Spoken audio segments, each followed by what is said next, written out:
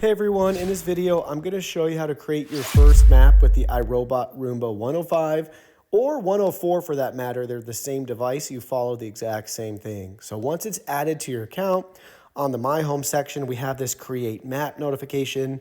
So we're going to select that. It walks you through this checklist here. So make sure you follow that. Select Next, prep the room so we can explore, and then select Create Map.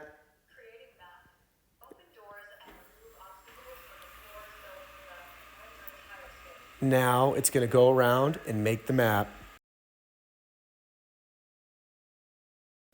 All right, it just finished mapping. It returned back home. Take a look at the map now. We have the option to edit the map or save the map. Everything looks good, just how I'd want it here. So we're going to select Save Map. And there we go. It's now titled Map 4.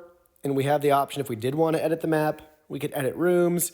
We could add cleaning zones, and we can add keep out zones. We can also change the name, rotate the map, and delete the map. So that's how you create your initial and first map with the Roomba, iRobot Roomba 105 or 104 for that matter.